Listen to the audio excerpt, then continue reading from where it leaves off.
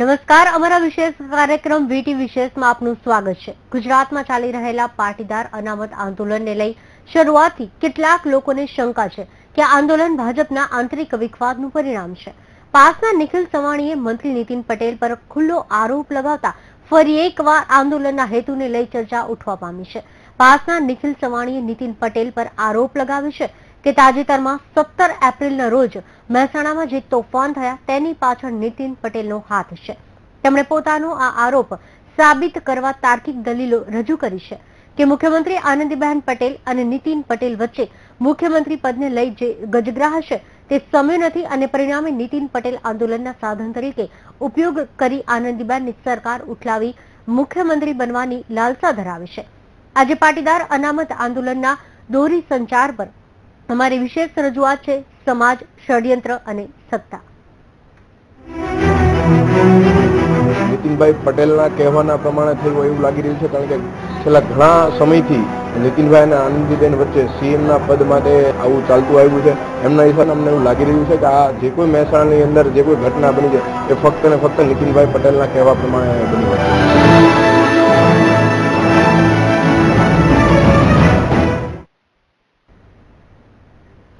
પાસના નિખિલ સવાણીએ સરકારના મંત્રી નીતિન પટેલ પર મુખ્યમંત્રીની ખુરશી માટે મહેસાણામાં તોફાનો કરાવવા અને આંદોલનનો સાધન તરીકે ઉપયોગ કર્યો હોવાનો ખુલ્લો આરોપ મૂક્યો છે।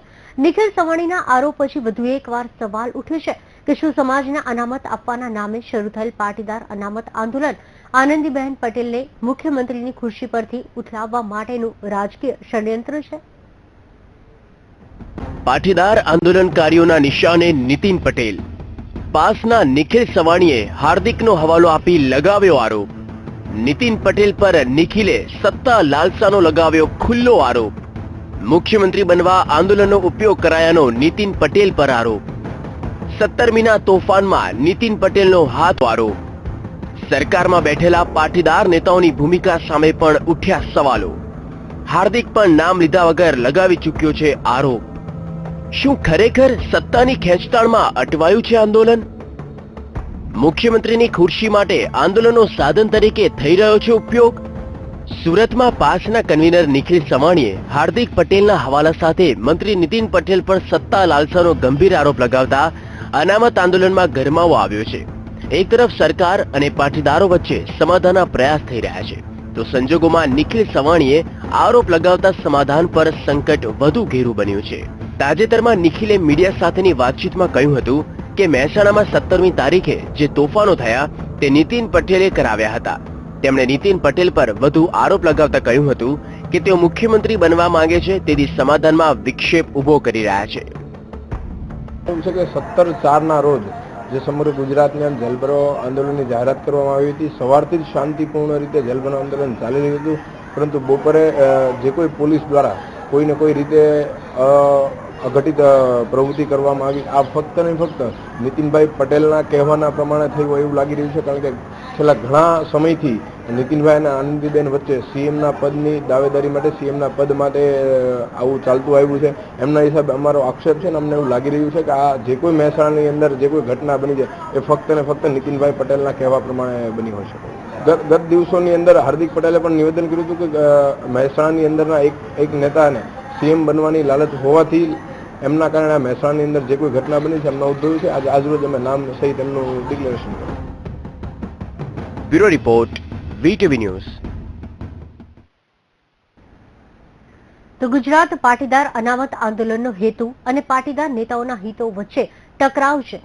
પાટીદાર આંદોલન સરકારમાં બેઠેલા પાટીદાર નેતાઓના આંતરિક ગજગ્રાહના કારણે દિશાવિહીન જણાય છે। નિખિલ સવાણીએ જાહેરમાં નીતિન પટેલ પર સમાજના ભોગે સત્તા લાલસાનો આરોપ મૂક્યા છે, ત્યારે અમે રાજકીય વિશેષજ્ઞો અને સાંપ્રત બાબતના જાણકારો સાથે વાતચીત કરી। રાજકીય વિશેષજ્ઞ રોહિત શુક્લાએ આંદોલનના સરકારના અંદરના માણસોની રાજરમત ગણાવી આરોપ મૂક્યો છે કે સરકાર એક્શન પેરાલિસિસથી પીડાઈ રહી છે। આનંદીબેનને હટાવવા માટેના જે પ્રયાસ છે ત્યાં જ બેઠેલા લોકો એમની સામે આંગળી ચીંધાઈ રહી છે। છેલ્લે નીતિન પટેલ સામે ફરી એકવાર પાટીદારો એવું કહ્યું છે, 2-3 જે અત્યારના જે યુવા નેતાઓ છે, કે એટલા માટે સમાધાન થતું નથી કે નીતિન પટેલ ઈચ્છે છે કે આંદોલન ખેંચાય અને રોડા નાખે છે, જેથી કરીને મુખ્યમંત્રીનું પદ તેમને જોઈએ છે। તમને શું લાગે છે આ પ્રકારના જે આક્ષેપો આવી રહ્યા છે તમે આને કઈ રીતે જુઓ છો? ના, આ આક્ષેપો તો થવાના, આનો આપણી પાસે કોઈ પુરાવો હોવાનો નહીં. અને નીતિનભાઈ પણ કંઈ એવું કહેવાના નથી કે હા મારે ખરેખર આવું જોઈએ છે ને એ માટે હું આ કરું છું. કારણ કે રાજકારણ એ આખરે રાજકારણ છે. એમાં કોણ કઈ રમતો રમે છે એ ખબર નથી પડતી. હા, વાત બની જાય પછી આપણને ખ્યાલ આવે છે કે આવું હશે ખરું, અથવા અત્યારે આપણે એમ કહી શકીએ કે આ સરકારની પાછળ અંદરના જ માણસોની કોઈક રમત છે. હવે જે મૂળ અનામતનો પ્રશ્ન છે એ પ્રશ્ન ઉપર જો આપણે વિચાર કરીએ અને અંદર નેતાગીરીને એની સાથે જોડીએ તો એક વાત બહુ સ્પષ્ટ દેખાય છે કે હવે કોથળામાંથી બિલાડું નીકળી ચૂક્યું છે.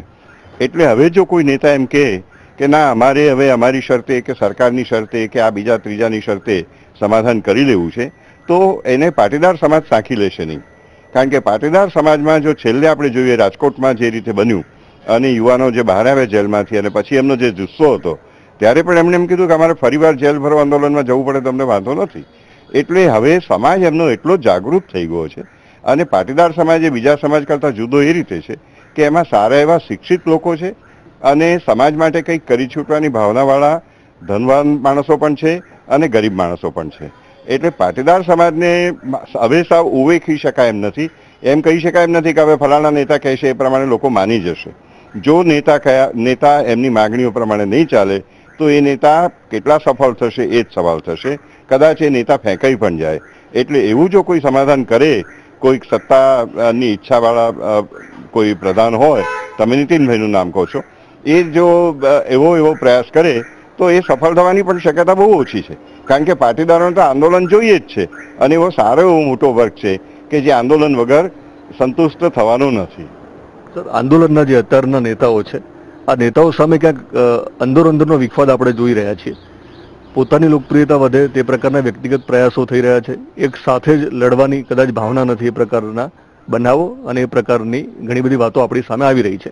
તો તમને શું લાગે છે કે આ એક નેતા વગરનું આંદોલન છે અથવા તો અનેક નેતાઓ સાથે ચાલતું આંદોલન છે? અને આ જે નેતાઓ છે પાટીદારના અત્યારના આંદોલન જે ચલાવે છે એમની ખાસ કરીને ઈચ્છાઓ જે છે મનની, એ કયા પ્રકારની છે? હું એમના બધાની ઈચ્છા એક સરખી રાજકીય જ હશે એવું નથી માનતો. દાખલા તરીકે 2 નવી બહેનો પણ આમાં દાખલ થઈ છે અને એ પણ ખાસા જુસ્સાથી આંદોલન ચલાવવાની વાત કરે છે. મને એમ લાગે છે કે એમાં ઘણા બધાના દિલમાં ખરેખર સાચી ઈચ્છા છે. પણ સવાલ એ છે કે આવું આંદોલન સફળ થઈ શકે ખરું? કારણ કે બંધારણમાં તો આવી જોગવાઈ છે નહીં. એટલે જાટ આંદોલન કે બીજા આંદોલનોમાં જે રીતે થયું છે એવી કોઈ સમાધાનની ભૂમિકા ઊભી થાય અથવા કેવી રીતે ભૂમિકા ઊભી કરવી એના પ્રશ્ન થશે. આંદોલનના નેતાઓ જો એમ માને કે બધી આખી જનતા અમારા ખિસ્સામાં છે અને અમે બધી આંદોલનની વાત મૂકીશું અને કોઈક પ્રધાનની સાથે સમાધાન કરી લઈશું અને પછી અમારી વાહવા થઈ જશે, તો એ વાતમાં મને કોઈ શ્રદ્ધા નથી. સર, સરકારમાં જે બેઠેલા લોકો છે, ખાસ કરીને કેબિનેટની વાત કરીએ તો મુખ્યમંત્રી આનંદીબેન પટેલ સિવાયના લોકો પણ પાટીદાર સમાજમાંથી આવે છે. નીતિન પટેલ, સૌરભ પટેલ, તો આ જે નેતાઓ છે પાટીદાર, કારણ કે પાટીદાર સમાજ આમને નેતા અત્યાર સુધી માનતો હતો અને કદાચ 2017માં શું પરિણામ આવશે આપણે નહીં કહી શકીએ. તો જે નવા નેતાઓ છે એ પહેલાના નેતાઓ તો આ છે જ પાટીદાર સમાજના. તો આ નેતાઓની સર કેવી ભૂમિકા રહી છે આંદોલનને સમાધાન તરફ લઈ જવાની? એ નેતાઓ પ્રયાસ કરે છે પણ મને આમ બનાવો જોતા એવું લાગે છે કે એ નેતાઓમાં પોતાનામાં પણ એકજૂટતા નથી. એટલે નીતિનભાઈ કે સૌરભભાઈ એ બંને એક થઈને જ વાત કરે અને ખરેખર આ પ્રશ્નના ઉકેલ માટે એ સંપૂર્ણપણે નિષ્ઠાપૂર્વક કરે છે કે કેમ, એ સવાલ થાય છે. કારણ કે જે રીતે આંદોલનના નેતાઓને બોલાવવા અથવા એમની માગણીઓ જે 23 માગણીઓ છે એને વિશે વિમર્શ કરવો, ચર્ચા કરવી, એમને કોઈ સમજાવવાનો પ્રયાસ કરવો, માનો કે થોડું ગીવ એન્ડ ટેક કરવું કે આ તાત્કાલિક અમે આટલું કરીએ છીએ અને પછી આમ કરીશું, તો એ વાત જુદી બનત. જે પ્રયાસો થયા એને તો લોલીપોપ કરીને વખોડી નાખવામાં આવ્યા. કારણ કે એટલા બધા સામાન્ય અને નાના હતા કે એની કોઈ બહુ મોટી અસર પડી શકે એમ હતી નહીં. એટલે આ આંદોલનના નેતાઓ એ કોઈ બહુ ખાસ કરી શકે એવું છે નહીં. અત્યારે તો આંદોલન એક એવી પરિસ્થિતિમાં છે જેને અંગ્રેજીમાં શબ્દ છે ડોલ્ડ્રમ્સ. પહેલાં જ્યારે વહાણો શઢવાળા ચાલતા હતા દરિયામાં અને ત્યારે એ કોઈક એવી જગ્યાએ આવી જતા 40 અક્ષાંશની આસપાસ કે જ્યારે એમાં પવન લાગતો જ નહીં અને મહિનાઓના મહિના સુધી સ્થિર ત્યાંના ત્યાં પડ્યા રહેતા. આવી પરિસ્થિતિ આંદોલનની થઈ ગઈ છે. હાર્દિક પટેલને છોડી શકાતો નથી, બીજા કોઈ નવા નેતા ઊભા થઈ શકતા નથી. એટલે હવે તો 2017ની ચૂંટણીના સંદર્ભમાં સત્તાધારી પક્ષ જે કોઈ કદમ લે અને આ પ્રશ્ન ઉકેલવાનો જો પ્રયાસ કરે તો છે, બાકી નહીં તો એ પક્ષ પોતે જ, ભાજપ પોતે જ આ 2017ની ચૂંટણીમાં જેમ પંચાયતોની ચૂંટણીમાં થયું એવી રીતે ગુંગળાઈ જશે એવું મને લાગે છે. It will just be suffocated. કંઈ જ નહીં કરવાથી એના ઇનેક્શનમાંથી આ પરિણામ આવશે. એટલે મને ઘણી વખત એમ લાગે છે કે આ સરકાર એ એક્શન પેરાલિસિસથી પીડાય છે. એની પાસે પોલિસી પણ નથી અને એક્શન પણ નથી.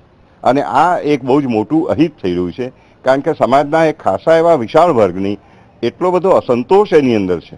તમે અનામત હોવી જોઈએ કે નહીં એ વાત પણ બાજુમાં મૂકી દો, પણ એમનો જે અસંતોષ છે એ અસંતોષના પ્રશ્નોને ઉકેલવાનો પણ જે સંનિષ્ઠ પ્રયાસ થવો જોઈએ એવું પણ થતું નથી. અને માત્ર રાજકારણમાં કોણ નેતા છે ને કોણ નહીં એ વાતો થયા કરે છે.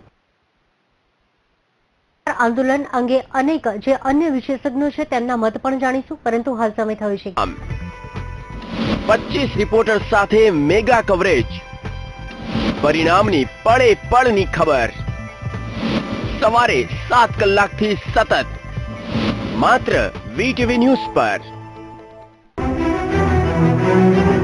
નીતિનભાઈ પટેલના કહેવાના પ્રમાણે થયું એવું લાગી રહ્યું છે, કારણ કે છેલ્લા ઘણા સમયથી નીતિનભાઈ અને આનંદીબેન વચ્ચે સીએમના પદ માટે આવું ચાલતું આવ્યું છે. એમના હિસાબે અમને એવું લાગી રહ્યું છે કે આ જે કોઈ મહેસાણાની અંદર જે કોઈ ઘટના બની છે એ ફક્ત ને ફક્ત નીતિનભાઈ પટેલના કહેવા પ્રમાણે બની છે.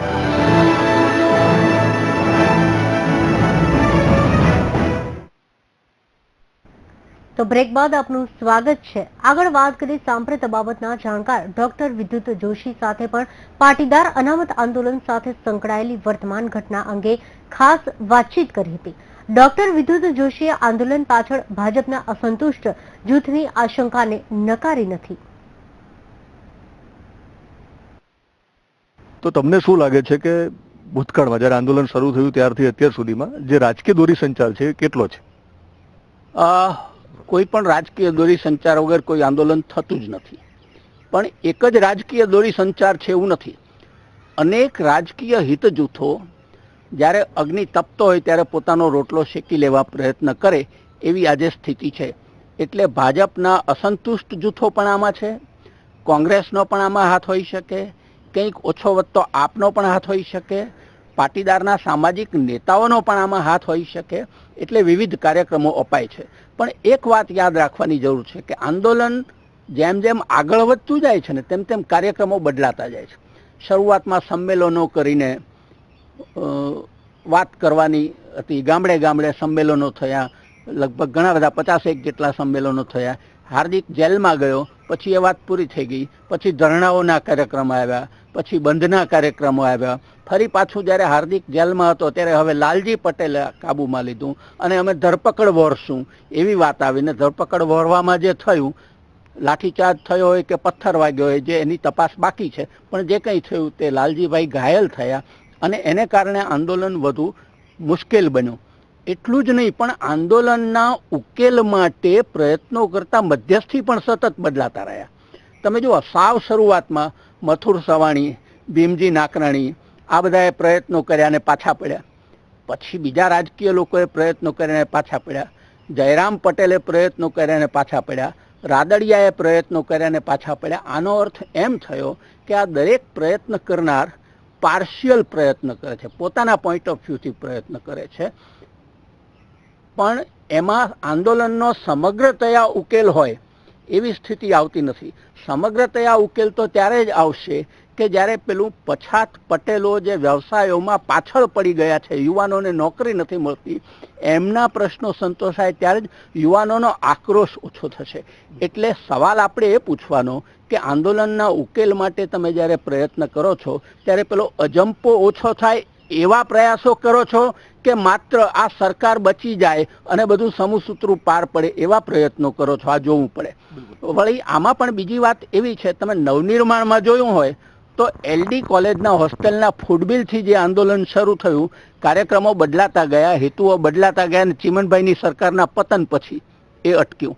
એમ શરૂઆતમાં જે આંદોલન હતું તેના હેતુઓ હવે બદલાતા જાય છે અને હવે સ્પષ્ટપણે આ રાજકીય સ્વરૂપનું અનામતની માગણી પછી પાછળ ધકેલાઈ ગઈ છે અને આ સરકારને કેમ બચાવવી. અને છાપામાં તો નામ પણ આવ્યું કે નીતિનભાઈની એષણાઓને કારણે આ થાય છે એવું છાપાઓએ લખ્યું છે. એટલે આ આખો સવાલ સરકારની અંદરના બે હિત જૂથોનો સવાલ બન્યો અને એક હિત જૂથને બચાવવા માટે બીજા હિત જૂથોને કઈ રીતે કામ પાર પાડવું એવો આખો સવાલ પાટીદાર અનામત આંદોલનનો આવીને ઊભો છે. સર, આંદોલનમાં નીતિન પટેલનું નામ શરૂઆતથી આવે છે, પરંતુ એ સિવાય પણ કેટલાક પટેલો છે સરકારમાં. સૌરવ પટેલની વાત છે, રજની પટેલ છે, એ સિવાયના ઘણા બધા પટેલો ત્યાં બેઠા છે. તો આ બધાનો રોલ શું રહ્યો છે? કારણ કે સમાધાનમાં જ્યારે કોઈ એક નેતા આગળ આવે તો કદાચ સમાધાન શક્ય બનતું હોય છે. તો મુખ્યમંત્રી પણ પાટીદાર છે અને એમના મંત્રીઓ પણ કેટલા પાટીદાર છે. તો બાકીના મુખ્યમંત્રી સિવાયના જે પાટીદારો છે, જ્યાં સરકારમાં બેઠા છે, તેઓ બેઠા બેઠા શું કરે છે? મારો સ્પષ્ટ તમને આ સવાલ છે. દરેક જણ પોતપોતાનો આમાં હિત ક્યાં છે તે શોધવાનો પ્રયત્ન કરે છે. કેશુબાપા પાસે આશીર્વાદ લેવા લાલજીભાઈ ગયા, કેશુબાપાએ આશીર્વાદ આપ્યા. હવે એ શું પ્રયત્નો કરે છે તો જોવું પડે. આપણા અમરેલીના જે ઉપપ્રમુખ રૂપાલા, એ પણ આમાં સક્રિય છે. એ શું પ્રયત્નો કરે છે તે જોવું પડે. પાટીદાર ઇન્ટેલેક્ચ્યુઅલ્સ હિમાંશુ પટેલ જેવા કે જે આની ડિઝાઇન તૈયાર કરવામાં ઇનપુટ પૂરા પાડે છે, તે શું કરે છે તે જોવું પડે. પાટીદાર ઉદ્યોગપતિઓ મથુર સવાણી કે ભીમજી નાકરાણી એ બધા, એ આમાં શું કરે છે તે જોવું પડે. મે બી આ બધા પોતપોતાના હિતોને નજરમાં રાખીને આ કામ કરી રહ્યા છે. દાખલા કે રાદડિયા જ્યારે વચ્ચે પડ્યા ત્યારે મને સ્પષ્ટ લાગતું હતું કે રાદડિયાને આ પ્રશ્નની પૂરી સમજણ હશે કે કેમ અને ઉકેલ શોધી શકશે કે કેમ, પણ એ અત્યારે પાવર ગ્રુપથી જરા દૂર છે. એટલે પાવર ગ્રુપથી નજીક આવે, પોતે આનો ઉકેલ શોધી શક્યા તો પાવર ગ્રુપની નજીક આવી શકે એમ બતાવી શકાય, માટે આ કર્યું હોય એવું બને. સર, આંદોલનનો હેતુ અને સાથે જોડાયેલા લોકોના હિતોની વાત છે, એટલે હેતુના હિતો બંને જોડાયેલી વાત છે. તો તમને શું લાગે છે જે સમાધાનને લઈને લોકોમાં આજે પણ અજંપો છે? કારણ કે પાટીદાર સિવાયના લોકો પણ ઈચ્છે છે કે કંઈક નિવેડો આવવો જોઈએ, કારણ કે જે રીતે ગુજરાતને બાનમાં લેવામાં આવે છે, આ સમાધાન થશે કે નહીં? તમને શું લાગે છે? એવું કોઈ સ્પષ્ટ સમાધાન થાય એવું દેખાતું નથી. કારણ કે મૂળ સવાલ એ હતો કે જે ગરીબ પાટીદારો છે તેમને અનામત મળે, એમને નોકરી મળે, એમને કામ મળે, એમનું જીવન પાટે ચડે. આ વાત હતી મૂળ તો. હવે તમે જુઓ કે આજે એ વાત લગભગ વિસરાઈ ગઈ છે. એટલે જો હાર્દિક સાથે સરકારને સમજૂતી થાય અને કોઈ પણ પ્રકારની અનામત આવે તો પણ એ અનામત પિટન્સ હશે. આપણે ઓબીસીની જે અનામત છે એ નોકરીમાં તો 5% અનામત છે, કુલ 49% ઓબીસી છે, એની સામે એમને 5% અનામત છે. એટલે બહુ અનામત મળી ન કહેવાય. એટલે પ્રશ્ન હલ નહીં કરે કોઈ પણ રીતે. મૂળ પ્રશ્ન જો તમારે હલ કરવો હોય તો તમારે આ જે પાછળ પડી ગયેલા પાટીદારો છે તેમના આર્થિક પ્રશ્નો ઉકેલવા, તેમને જીવનની તકો આપવી, નવા જીવનની તકો આપવી, એના થકી જ આ પ્રશ્ન ઉકેલી શકાય.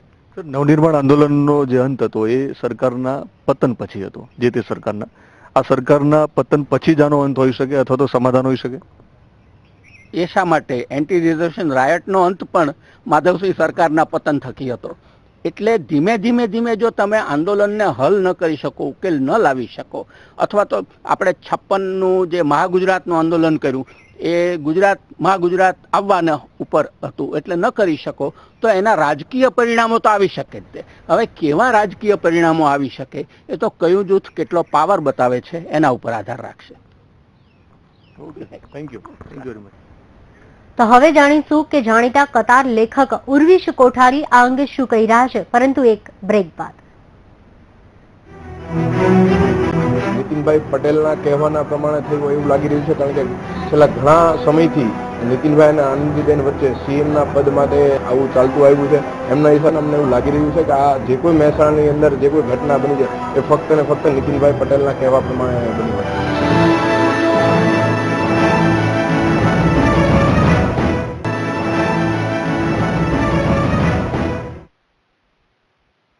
તો બ્રેક બાદ આપનું સ્વાગત છે. આગળ આપણે વાત કરતા હતા ઉર્વિશ કોઠારીની, જે જાણીતા કતાર લેખક છે. ઉર્વિશ કોઠારી, જાણીએ હવે કે તેઓ પાટીદાર અનામત આંદોલન વિશે શું કહી રહ્યા છે. શું લાગે છે કે આનો અંત ક્યારે હોવો જોઈએ અને નેતાઓ છે એ કેટલા વિફળ છે? નેતાઓની વિફળતા તો એવું છે કે સૌથી પહેલી છે, કારણ કે આ આંદોલન શરૂ થઈ શક્યું અને પાટીદાર સમાજમાં એક અસંતોષ જે અનામતની માગણી સુધી પહોંચે, અથવા તો હું એને એવી રીતે બી કહું કે અનામતનો વિરોધ કરવાની આ એક રીત જે અનામતની માગણી કરવાની સ્ટાઇલથી રજૂ થઈ છે, તો એ આખી વસ્તુ પારખવામાં પાટીદાર સમાજના જે રાજકીય નેતાઓ છે એ જબરદસ્ત રીતે નિષ્ફળ ગયા છે. એટલે સરકાર તરીકે તો હું પછી વાત કરું છું. પહેલાં એ સમાજના નેતાઓ જે સરકારમાં બેઠા છે ને જે એવું માને છે કે અમે આ સમાજના છીએ, એ લોકોને આ વસ્તુ સમજ ના પડી કે ભાઈ આ રોષ આમાં કેવું છે કે આંદોલન કોણ કરાવે છે, શું કરાવે છે, એવી બહુ જ બધી થિયરી છે.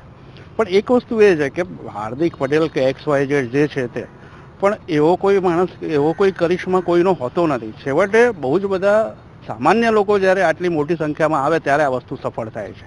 અને આ જે મંત્રીઓને કે પાટીદાર નેતાઓને જે સમજ નથી પડી અને હજી કદાચ નથી પડતી તે એ છે કે આ કેવી રીતે મેનેજ થાય, કે આટલા બધા સામાન્ય માણસો આની જોડે કેવી રીતે પોતાની જાતને અનુભવે છે. સર, તમારા જવાબના અનુસંધાનમાં એક સવાલ કરીશ અને ફરી એ જવાબને હું વિસ્તારથી સમજવા માંગુ છું કે જે સરકારમાં મુખ્યમંત્રી પાટીદાર છે, પરંતુ તે માને છે કે હું તો ગુજરાતની પ્રથમ નાગરિક છું, એટલે હું પાટીદાર છું એટલા માટે અનામત આપી દઉં એવું શક્ય નથી. પણ ત્યાં બેઠેલા જે બીજા પાટીદાર નેતાઓ છે, નીતિન પટેલ હોય, સૌરવ પટેલ હોય, તો આ નેતાઓની જે ભૂમિકા છે, કારણ કે એમને અત્યાર સુધી પોતાની જ આજુબાજુમાં ટોળા જોયા છે, આજે હાર્દિક જેવા ચહેરાની આજુબાજુમાં જો આ પ્રકારના ટોળા કદાચ સહન ન પણ થતા હોય, પણ સમાધાન કરાવવાની જ્યારે વાત આવતી હતી ત્યારે આ લોકોની ભૂમિકા કેવી રહી છે? આમાં કેવું છે કે કોઈ બી આગેવાન છે એની તાકાત એ વસ્તુમાં નથી કે લોક લાગણીના જુવાળ ઉપર કેટલો સવાર થઈને આગળ જ નીકળી જાય છે. એની ખરી તાકાત એ વસ્તુમાં છે કે પોતાના સમાજને, પોતાના સમુદાયને સાચી છતાં કડવી લાગે એવી વાત સમજાઈ શકે છે કે નહીં. ગાંધીજી કેમ મહાન નેતા હતા? ગાંધીજી એટલા માટે મહાન નેતા નહોતા કે એમણે લોક લાગણીના જુવાળ પર સવાર થઈને, એમણે પોતે જ્યારે પણ એવો પ્રસંગ આવ્યો ત્યારે એમણે અડખામણા થઈને સાચી વાત કરી છે. આજે પાટીદાર નેતાઓમાં અડખામણા થઈને સાચી વાત કરવાની ક્ષમતા છે કે નહીં હું જાણતો નથી, પણ એમની એ વિશ્વસનીયતા નથી. પકડીને બાજુ પર બેસાડી દીધા હોય ને આપણે એમને છોડાવવાની માગણી કરીએ તો એક વાત છે, એમની સામે ગંભીર ગુનો હોય, એમની સામેની મેટર જ્યારે સબ જ્યુડિસ હોય, એક સબ જ્યુડિસ મેટરના આરોપીને તમે અદાલતમાંથી એ નિર્દોષ પુરવાર થાય એની રાહ જોયા વગર અંતરિયાળ છોડાઈ જવા માંગતા હો તો એના કાયદાકીય સૂચિતાર્થ તો બહુ ગંભીર થાય કે ભાઈ તમને કાયદાકીય વસ્તુઓની કશી કદર નથી. અથવા તો ધારો કે સરકાર આવું સમાધાન સ્વીકારે તો સરકાર પોતે ઉપર રહીને કાયદાકીય પ્રક્રિયાઓને અંડરમાઇન કરે છે, એવો એક આનો મેસેજ જાય, અને એ કોઈ પણ રીતે એ મેસેજ ના જવા દેવાય.